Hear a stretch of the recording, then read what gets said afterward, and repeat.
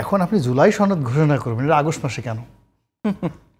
আপনি আগস্ট মাসের 5 তারিখে বলবেন এটা 36শে জুলাই। আরে আমরা এই বাংলাদেশে এমন কিছু একটা করেছি যার জন্য আগস্ট মাসের নাম পরিবর্তন হয়েছে। ভালো কথা, এই মাসের নাম আপনি নাহিদ মাস দিয়ে দেন, মাহফুজ মাস দিয়ে দেন, ইনুস মাস দিয়ে দেন, আমাদের কোনো আপত্তি নাই। ইনুস মাস 36 তারিখে, মানে এখন থেকে বললেন জুলাই মাস বাদ, জুলাই এবং আগস্ট এই দুটো মাস মিলিয়ে আমাদের হবে ইনুস মাস। ইনুস মাস পার্ট 1 36 তারিখ পর্যন্ত, আর ইনুস মাস পার্ট 2 সেটা আগস্টের বাকি দিন হবে, সেই দিন হবে কত 25 দিনের ইনুস মাস হবে। আপনি করে দেন, আপনি তো এত কিছু সংস্কার করতেছেন, একটা ইনুস মাস করে দেন। ঘোষণাপত্র আসবে সরকারের পক্ষ থেকে, ঘোষণা দেওয়া হচ্ছে কাল দেবে। প্রশ্ন হলো সেটাতে সরকারের পক্ষ থেকে বলা হয়েছে বিএনপি, জামাত এবং এনসিপির কাছ থেকে মতামত নেওয়া হয়েছে, এবং গতকালকেও মানবজমিন রিপোর্ট করছে যে এখানে অন্য যে রাজনৈতিক দলগুলো আছে, অন্য যে স্টেক হোল্ডার আছে, তাদের কারো ওইভাবে মতামত নেওয়া হয়নি, কাউকে বলা হয় নাই। তো এইটা এবং সাথে যুক্ত হচ্ছে যে আগামীকালকে তারা যে করবে, ঘোষণাপত্র করবে, সেই অনুষ্ঠানের জন্য সরকার মানুষের অ্যারেঞ্জমেন্ট করছে। মূল ব্যাপারটা হলো কি, আজিজ ভাই তো অনেক কথা বলে দিচ্ছেন, এখন আমি আসলে ওই কথাগুলো বলতে চেয়েছিলাম, এখন নতুন করে কি বলবো। এখানে এই আজিজ ভাইয়ের বয়স কত বছর এখন? 71 বছর বয়স। ওই তো পাকিস্তানের লোক। এখন মূল ব্যাপারটা হলো যে নিজের চোখে দেখছি, আপনারা কইলে বিশ্বাস করবেন না। আমরাও দেখছি বেশি ডিফারেন্স কম দেখছি, এখন কম দেখছি, বাট মনে আছে সবকিছু। তারা যুদ্ধ করছে, আমরা হয়তো যুদ্ধ করতে পারিনি। তো এখন দেখেন, সে কথা বলতে গিয়ে সে এখন এই সময় সবচেয়ে জনপ্রিয় টক শোয়ের লোক।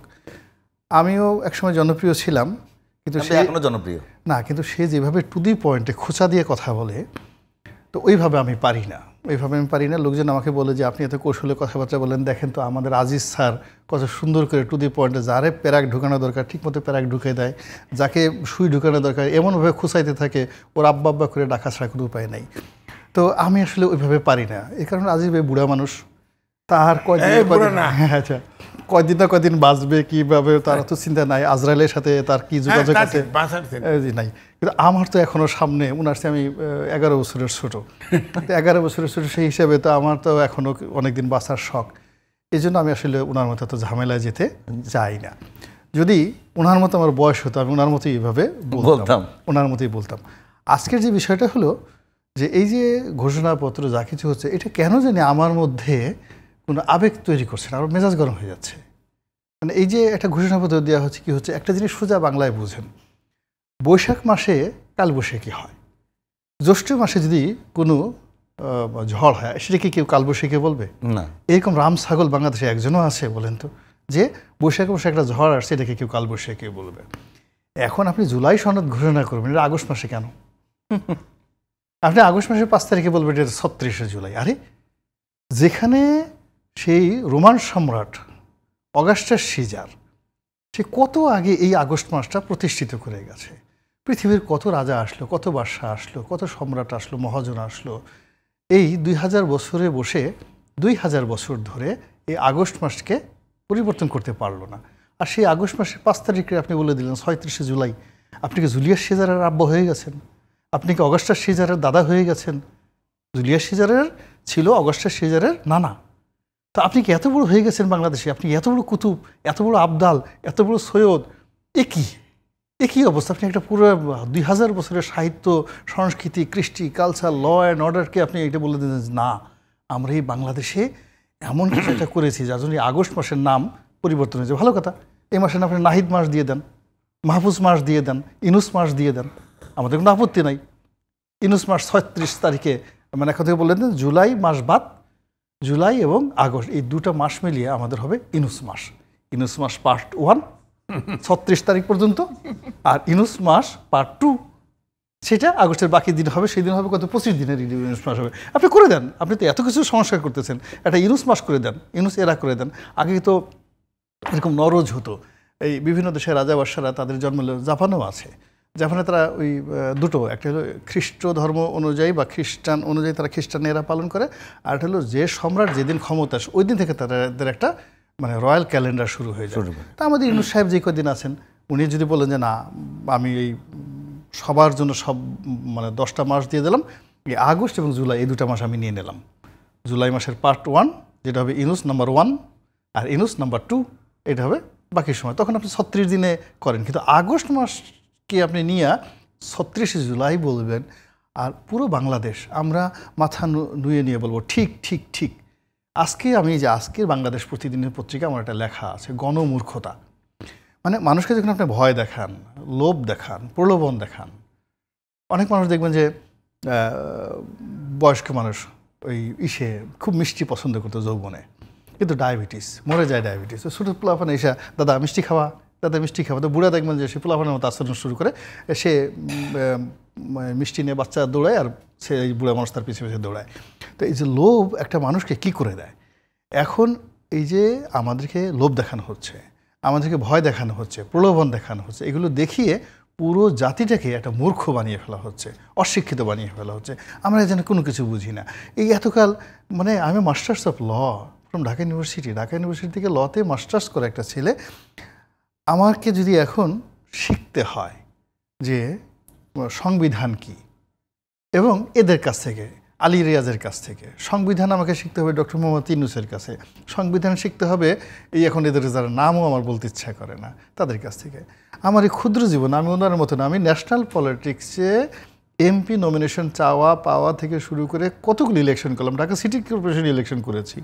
তো ইলেকশন এগুলো করার পরে এখন কীভাবে ইলেকশন হবে সেটা আমার শিখতে হবে বদিউল আলম মজুমদারের কাছ থেকে, যে এখন পর্যন্ত ইলেকশন ভালো মতো আমার সাথে যদি খালি আমার নির্বাচনী এলাকায় 2 দিন ঘুরে নিয়ে আসি, ও লোক পাগল হয়ে যাবে, ঢাকা শহরে থাকবে না, তারপরের দিন বলবে তাতে আমাকে একটা তাবিজ দাও। এটা কি খুবই জরুরি যে নির্বাচন নিয়ে কাজ করার জন্য নির্বাচন করতে হবে? অবশ্যই নির্বাচন নিয়ে কাজ করার জন্য না, আপনি যদি একাডেমিক কোনো কাজ করেন, একাডেমিক কাজ করার জন্য কি মানে একাডেমিক বাস্তব মাঠের অভিজ্ঞতা খুব জরুরি মনে হয়? খুবই জরুরি, ভীষণ রকম জরুরি। একাডেমিক মানে আপনার যে কোনো একাডেমিক, আপনি একটা জিনিস চিন্তা করেন তো, একটা সময় মনের ঋষিরা পাহাড়ে চলে যেত প্র্যাকটিক্যাল এক্সপিরিয়েন্সের জন্য।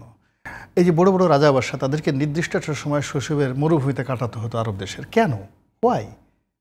অনেক মানে অভিজ্ঞতা অর্জন, অনেক মাকে, অনেক মানে রাজপুত্রদেরকে, যারা রাজপুত্র তাদেরকে একটা চিন্তা করেন তো, কেন মাতৃদুগ্ধ খেতে দেওয়া হতো না তাদেরকে, কেন ধাত্রীর দুগ্ধ খেতে দেওয়া হতো? হোয়াই? কেন কঙ্কবেন 800 বছর আপনার এই বদিউল আলম মজুমদারকে জিজ্ঞেস করেন এই অনুষ্ঠানের মাধ্যমে, কি মাস তাকে বলতে হবে। আচ্ছা এসে বলেন তো, 800 বছর অটোম্যানরা সারা দুনিয়া চালালো, এই অটোম্যান বাদশারা কেন নিয়ম করলো যে রাজা দাসীদেরকে বিয়ে করবে, সে কোনো অভিজাত পরিবার থেকে বিয়ে করবে না? হোয়াই? পৃথিবীর যে প্রথম তারা যে মানে আর্মি করলো, রেগুলার আর্মি করলো, সেই মানে এর মধ্যে বেতনভোগ আর্মি তাদের মানে জেনেসারি বাহিনী, পৃথিবীতে আর কেউ কখনো এরকম জেনেসারিদের মতো বাহিনী করেনি। 800 বছর সেই জেনেসারি বাহিনীরা কীভাবে হলো? What is the difference between janissary বাহিনী এবং বাংলাদেশ মিলিটারি? এটা আপনি বই পুস্তক দিয়ে হবে না। ওই জেনেসারি পৃথিবীতে এক জায়গাতেই হয়েছে, এই জন্য ওখানে যেতে হবে যে ওখানকার ভৌগোলিক অবস্থার কারণে ওই জেনেসারিরা কেন সেখানে হয়েছে। আমাদের যে ইলেকশন, আমাদের ইলেকশন ভারতের ইলেকশনের সাথে মিলবে না, আমাদের ইলেকশন আমেরিকার ইলেকশনের সাথে মিলবে না, ইংল্যান্ডের ইলেকশনের সাথে মিলবে না। বাংলাদেশের ট্রেডিশন অনুযায়ী আমাদের ইলেকশন। এখন সেই ইলেকশনে যদি আপনার মাঠের অভিজ্ঞতা না থাকে, আপনি সুঙ্গা না ফুকান, বুড়ি না খান, পান জর্দা বিতরণ না করেন, এলাকাতে অমুক ভাইয়ের তমুক দল এগুলো নেখান, পিছন থেকে আপনাকে একদল ধাওয়া দিচ্ছে, আপনি প্রাণ ভয়ে দৌড়াচ্ছেন, এই অভিজ্ঞতা না থাকলে আপনি বই পুস্তক পড়ে, জর্জ ওয়াশিংটনের বই পড়ে, রুশো ভলতিয়ারের বই পড়ে আপনি বাংলাদেশের ইলেকশন সম্পর্কে কিছু করতে পারবেন না। এই কথাটাই আমরা দীর্ঘদিন যাবৎ বলে আসছি। আমাদের এখানে যে সকল এই জনপদের ক্যারেক্টারটাকে বুঝতে হবে, আপনি ক্যারেক্টার আগে বুঝতে হবে। এবং এখানে দেখেন যা হয়, আমি এই যে আজকে এখানে বলতেছি, শেখ হাসিনা একদিন বলতেছিল আমাদের পার্লামেন্টারি কমিটির গোপন বৈঠক, এখন সে বলতেছে যে গোয়েন্দা সংস্থার একটা রিপোর্ট দিছে, একজন বড় সচিব নিয়ে কথাবার্তা হচ্ছে, খুবই গুরুত্বপূর্ণ একজন সচিব, যে কিনা পরবর্তীতে ক্যাবিনেট সচিব হয়েছেন। ক্যাবিনেট সচিব হয়েছেন, তার আগে প্রধানমন্ত্রীর কার্যালয়ের হবে। তো বলা হলো যে এটা জামাত শিবির করে। তো জামাত শিবির করে কে রিপোর্ট দিচ্ছে? গোয়েন্দা সংস্থার রিপোর্ট দিতে। শেখ হাসিনা বলতেছে যে আমাকে বেকুব বানানোর জন্য কত কিছু করে, এই যে এখানে যারা ওই সচিবের সাথে পেরে উঠতেছে না, সে জামাত শিবির করে, তাতে আমার কি? তো ওই সচিবের সঙ্গে যারা ক্যারিয়ার পেরে উঠতেছে না, তারা ওকে জামাত শিবির বানিয়ে ওকে পিছনে ঠেলে দেওয়ার চেষ্টা করছে। 1 2 নম্বর হলো গোয়েন্দা সংস্থার যে মানে বক্তব্য আমি এক কান্দে শুনি আর এক কান্দে বের করি। এই কারণ হলো আমি যখন 96 সালে ছিলাম, তো ওই বিভিন্ন এমপি পদপ্রার্থীদের যে মনোনয়নের যোগ্যতা লিস্টে আসছে। তো এখানে এক প্রার্থী সম্পর্কে আসছে যে এর চরিত্র খুব ভালো, এলাকায় অসম্ভব জনপ্রিয়, এবং একে মনোনয়ন দিলে সে বিপুল ভোটে জয়লাভ করে আসবে। আমি জানি যে ও মারা গেছে 10 বছর আগে, তো সে গোয়েন্দা সংস্থা তারা রিপোর্ট দিচ্ছে এত জনপ্রিয়তা। এই রিপোর্ট মানে এটা শেখ হাসিনা নিজের কথা। এখন বোঝার চেষ্টা করে যে আমি যদি একটা বৃহত্তর মন্ত্রণালয়ে 5 বছর একটা সংসদীয় কমিটির 4টা সাব কমিটির চেয়ারম্যান ছিলাম, এই যোগাযোগ, রেল, বিআরটিএ, বিআরটিসি, এই যে ঢাকার যত মেগা প্রকল্প দেখেন ইনক্লুডিং পদ্মা সেতু, আমি এই কমিটির প্রধান ছিলাম। অ্যাকাউন্টস কমিটির, অডিট কমিটির, রোডস অ্যান্ড হাইওয়ের যত কাজগুলো দেখেন, এই যে মেট্রো রেল, এটা কীভাবে হলো মুখস্থ প্রথম দিন থেকে পর্যন্ত। এই সমস্ত সরকারি কর্মকাণ্ডে কি হয়, প্র্যাকটিক্যাল এক্সপিরিয়েন্স একটা পলিটিশিয়ানের যেভাবে আছে, এটা আমলান সেভাবে না। আমি 5 বছর যেটা চালাইছি এর মধ্যে কত সচিব আসছে, কত সচিব গেছে, কত প্রকল্প। রনি ভাই, আপনাদের যারা এক্সপিরিয়েন্স আছেন বা রাজনীতিবিদরা একেবারে বাংলাদেশের জন্য কাজ করছেন, তাদেরকে সবাইকে নিয়েই তো কাজ করার চেষ্টা করছে বর্তমান অন্তর্বর্তীকালীন সরকার। না, তাদের সবাইকে নিয়ে কার কাজ করছে আপনি বলেন তো?